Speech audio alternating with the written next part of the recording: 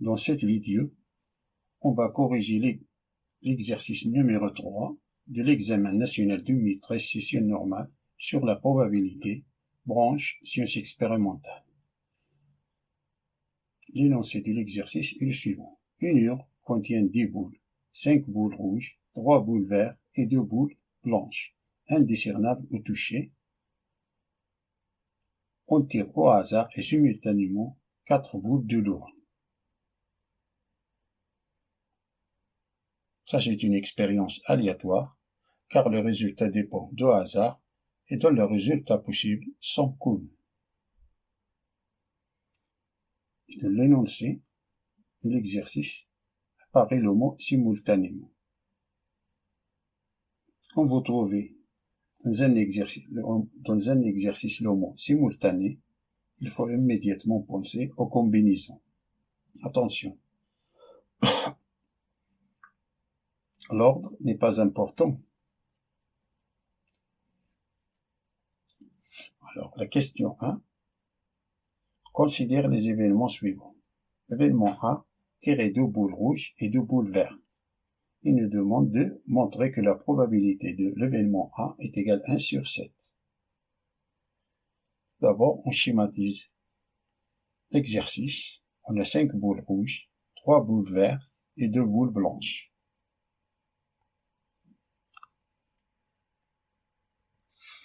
Alors on a soit oméga l'univers des probabilités de cette expérience aléatoire. Chaque tirage est une combinaison de 4 boules choisies parmi 10. 4 boules, le tirage est de 4 boules choisies parmi 10 boules. On a 10 boules dans l'urne. On suppose que l'urne n'est pas transparente. Donc, cardinal de oméga, c'est le coefficient binomial de 4 boules parmi 10 qui est égal, ça c'est une combinaison de 4 boules parmi 10 qui est égal à l'arrangement de 4 parmi 10 boules divisé par 4 factoriel qui est égal 10 fois 9 fois 8 fois 7. Ça c'est l'arrangement de 4 parmi 10. 4 factoriel c'est 4 fois 3 fois 2 fois 1 qui est égal, on a 4 fois 2 c'est 8, c'est simplifié, et 9 divisé par 3 c'est 3, alors on a 3 fois 7 c'est 21, 21 fois 10 c'est 210. On a 210 possibilités. Et l'événement 1, tirer 2 boules rouges et 2 boules vertes. Si on a l'ordre, n'est pas important. 2 boules rouges et 2 boules vertes. Le mot I, ce I-là, se traduit algébriquement par la multiplication.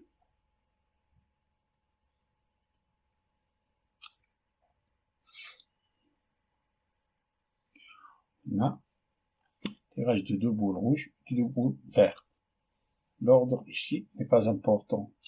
Alors, cardinal de A, c'est 2 parmi 5 boules rouges, 2 boules rouges parmi 5. On a tiré 2 boules rouges parmi le 5 et 2 boules vertes parmi 3, qui est égal à arrangement de 2 parmi 5 sur 2 factoriel fois arrangement de 2 parmi 3 boules vertes divisé par 2 factoriel qui est égal. Ça c'est 5 fois 4, ça c'est 3 fois 2. Divisé par 2 factoriel, c'est 2, 2 fois 2. 2 factoriel, c'est 2, 2 fois 2 factoriel. Et 2 factoriel, c'est 2. 2 fois 1, c'est 2. Alors on a 2 fois 2. 2 fois 2, c'est 4. Si simplifié 4, alors on a 5 fois 3, c'est 15. 15 fois 2, c'est 30 possibilités. Comme les boules sont indiscernables ou touchées d'après l'énoncé,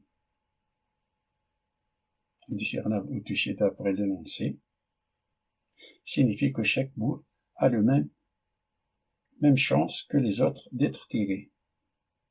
Ce qui fait qu'on est dans un cas d'équiprobabilité. C'est-à-dire que la probabilité de l'événement A, c'est le nombre de cas favorables divisé par le nombre de cas possibles. Donc, la probabilité de A est égale cardinal de A divisé par cardinal de oméga, qui est égal à 30 divisé par 210, qui est égal à 1/7. On divise par 30, le numérateur et le dénominateur. Il reste 1/7. Passons à la deuxième partie de la première question. De montrer que l'événement B, aucune boule blanche parmi les 4 boules tirées. De montrer que la probabilité de l'événement B est égale à 1/3.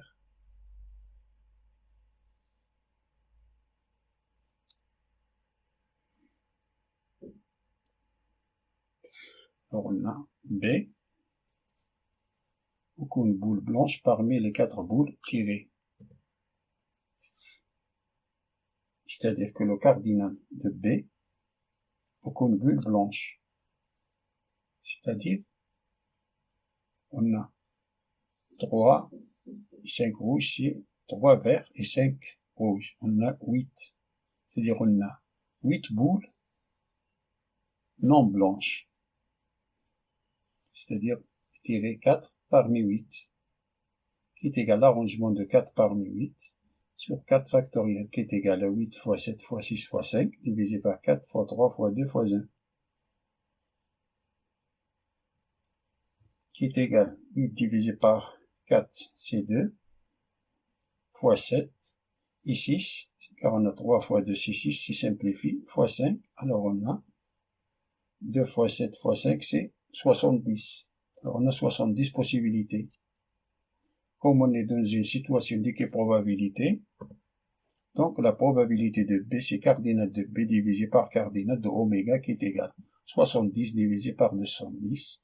On divise par le numérateur et le dénominateur par 70. Il nous reste 1/3. Il nous donne 1/3. Passons à la deuxième question, qui dit le suivant. Soit X la variable aléatoire qui à chaque tirage associe le nombre de boules blanches tirées. Question petit a.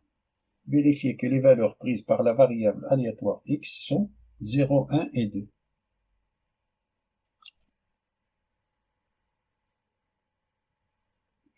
X, la variable aléatoire qui à chaque tirage associe le nombre de boules blanches tirées. Dans l'urne, on a 2 boules blanches. Donc le tableau.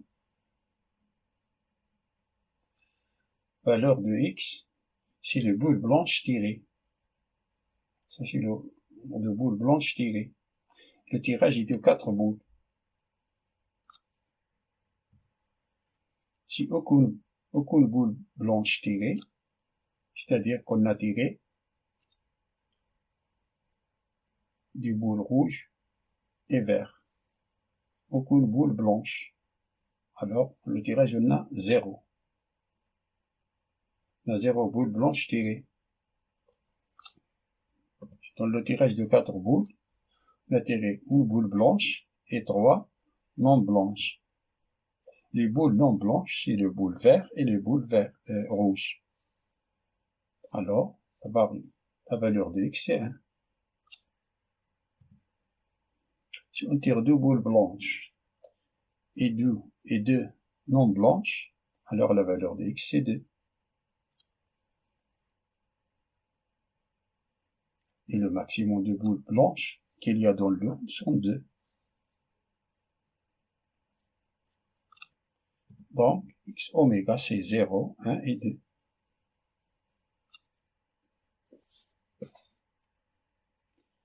Passons à la question B. Montrer que P de X est égal à 1 est égal à 8 sur 15.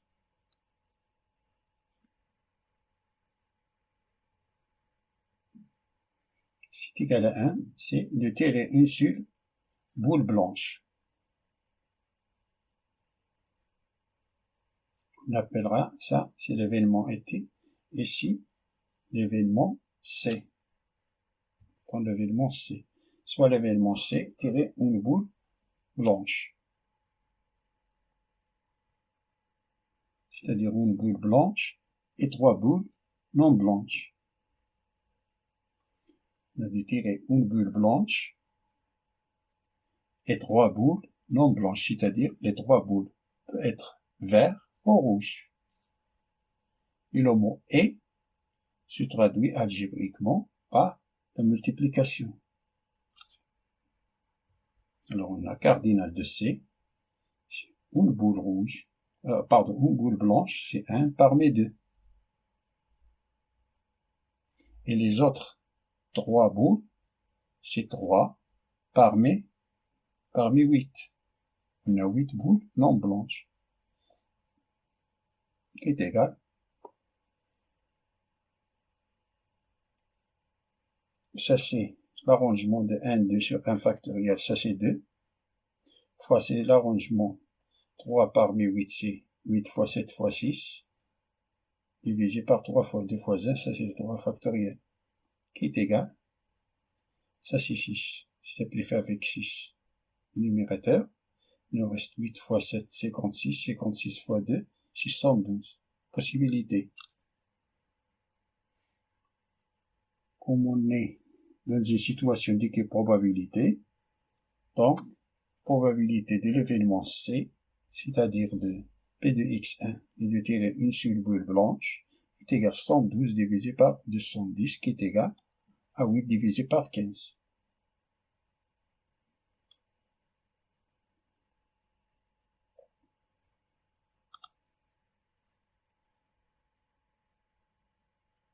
La deuxième partie de la question B est de déterminer la loi de probabilité de la variable aléatoire X. Pour cela, on trace le tableau de la loi de probabilité. On rappelle tout d'abord que la somme de P de XI est égale à 1. Le tableau, XI, on a, d'après la question A, valeur de X sont 0, 1 et 2. P de XI, on va calculer ces valeurs. Justification. On a P de X1, d'après ce qui précède, on a calculé c'est 8 sur 15. Et P de X0, c'est P de B. Aucune boule blanche parmi les 4 boules tirées. C'est un tiers.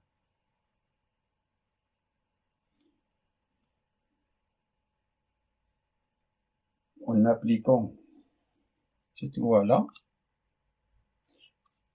on a la somme de P de Xi est égale à 1. Ça veut dire que P de X0 plus P de X1 plus P de X2 est égal à 1. Ça veut dire que, ce qui va dire que 1 tiers, si P de X0 c'est 1 tiers, plus 8 sur 15 plus P de X2 est égal à 1. Ça veut dire que P de X2 est égal à 1 sur, c'est 15 sur 15, moins 1 tiers, c'est, on multiplie le numérateur et le dénominateur par 5, c'est 5 sur 15. On le fait passer à l'autre côté, c'est moins 5 sur 15. Et 8 sur 15, on le fait passer à l'autre côté, c'est moins 8 sur 15. Alors 15 moins 5 moins 8, il nous reste 2, il nous donne 2 sur 15. Ça, c'est la probabilité de P de X est égal à 2. Merci pour voir cette vidéo. Je vous souhaite bon courage.